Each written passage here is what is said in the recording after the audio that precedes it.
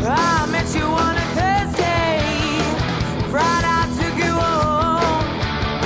Well, Saturday I'm begging you, baby, just leave me alone. You're turning me upside down, pull me to the ground when you shake me, shake me.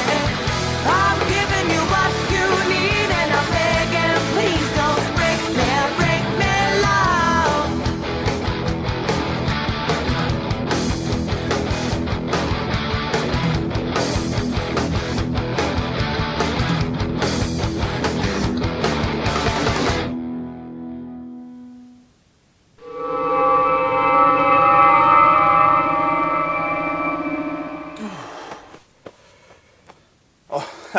Hey, sorry everyone, I was just trying to make sure all my various bits were still attached. See, last time I tried to use the transporters here, my underwear materialized backwards. You see, here at That Guy with the Glasses, we're still using the old Mark I transporters without the multiplex pattern buffers, so it's only a matter of time before one of us gets transporter psychosis or something. Yeah, I mean, if you're not careful, you can come down with various symptoms like insomnia, acute myopia, painful spasms in the extremities, dehydration, and that's not even getting into the... damn it! That's not even getting into the various psychological issues like hallucinations, paranoid delusions, dementia, and then, of course, there's the irrational fits of rage. God damn it! Son of a bitch! And who the hell are you? Seriously, what are you doing here? This guy is trashing my scene, man! I mean, here I am trying to do a review, and all of a sudden this fuzzy, weird, blue alien thing comes wandering onto the set, all la-di-da-di-da-di-da, and I'm trying to focus here, and hang on, my coke's ringing. Hello? Beam me up, Mr. Scott. Sulu, go to warp. Warp 3, sir. No, that will be way too slow. Today I'm reviewing Star Trek Borg, a game released in 1996, a time when most people had already given up on interactive movies as a pretty lame idea. In fact, by this point, most people had already given up on Star Trek as a pretty lame idea, too. What, you liked Star Trek Generations? Eat my balls! In this game, you play as Cadet Kalen Furlong, a trainee who joined Starfleet to one day avenge the death of his father at the hands of the Borg 10 years ago. And luckily, you happen to be on the Enterprise on the very day the Borg re-emerged from the Delta Quadrant to attack. Unluckily, as a cadet, you're not qualified to squeegee the main view screen, so you're sent packing on a shuttlecraft to the nearest starbase. But that's when everyone's favorite omnipotent being Q appears, to give Kalen a shot at revenge. Perhaps I should introduce myself. I imagine you've heard of me, though, Q. It's short for Q. It was I, you know, who introduced Picard to the Borg, and it's because of me that 10 years ago the Borg came to Wolf 359 and found that fleet of ships and found your father and killed them all. You want action? You want to avenge your father's death? You want to kill Borg? What I don't get is why Q offers you the chance at revenge seconds after he basically admits the entire Borg invasion is his fault. And it is. I mean, seriously, when you think about it, there's almost no point in being mad at the Borg.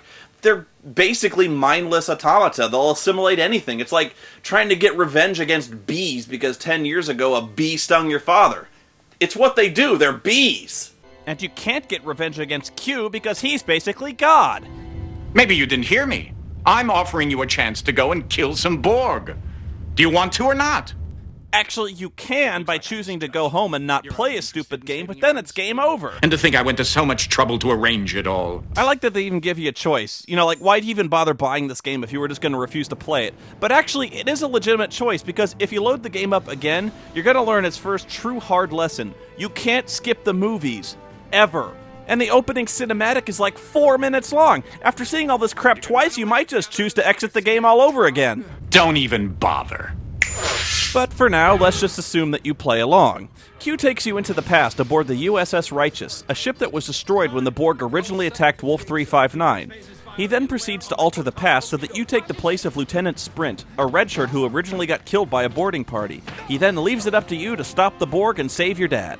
You're not afraid of a little space-time continuum meddling, are you, Cadet? No, I thought not. Oh man, we are so gonna bend over the space-time continuum tonight.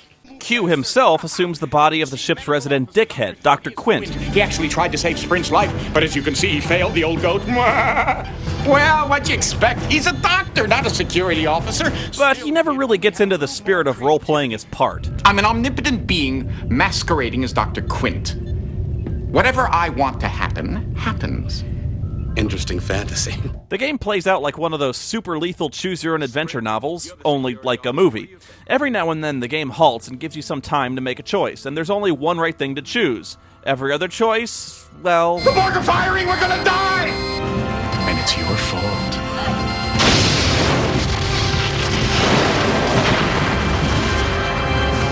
Well, I hope we're learning something from our little mistakes. Don't worry, we don't have to start completely over. This is Q we're talking about, remember? With a snap of his fingers, he can just bring it back to life whenever he wants. And he does. A lot. You're dead. 500 million gigawatts will do that to you. The gimmick to this game is that whenever you die, Q just brings you back to life to the same decision point you died at so you can try again. Although I honestly think Q just orchestrated this entire thing to watch you, an entirely unqualified, untrained cadet, play with highly hazardous equipment, and basically get shot, stabbed, blown up, electrocuted, and assimilated in increasingly comedic ways. And then, being God, he has the unique pleasure of resurrecting you and then rubbing your nose in your own festering pile of ashes. Weird. I know I'm going to hate myself in the morning, but I'm going to give you another chance. It's not that I care. I just want to see how it turns out.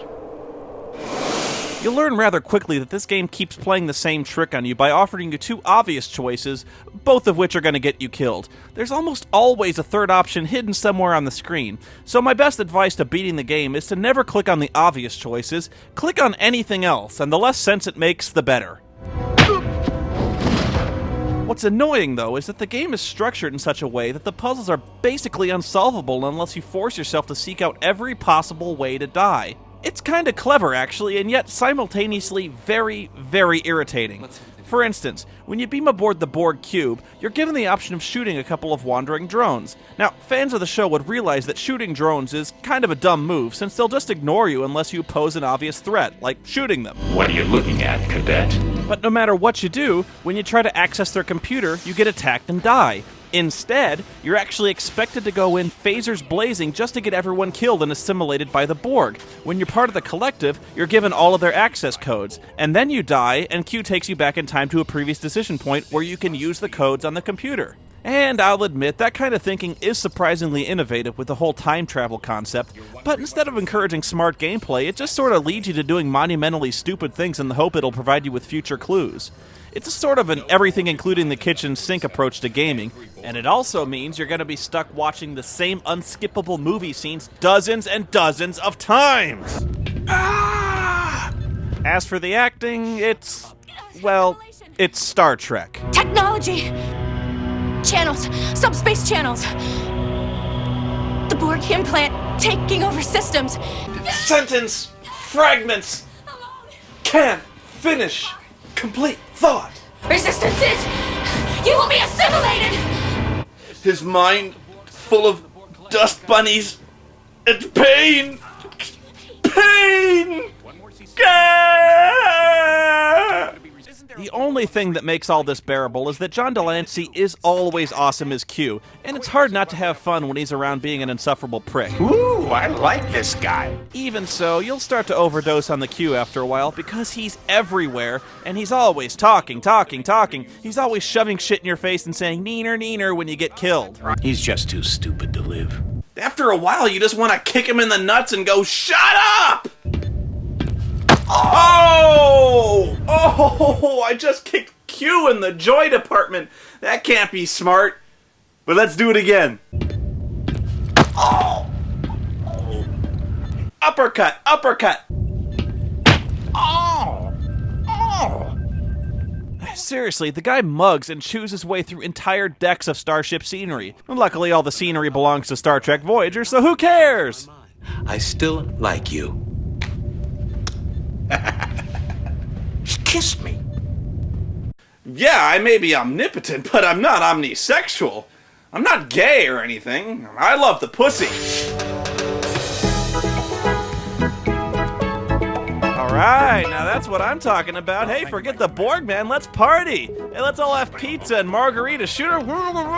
Hey, why do you get to keep all the foxy chicks for yourself? Why? Because I can. Ah, well, that's Q for you. Hey, that brings us to the end of this review, but there's a lot more games out there, and I'd love to review them, but the only way you can see them is if everyone pitches in, because, after all, those Klingon language camp lessons are expensive. So, until next time, I'll see you out there. Live long and prosper.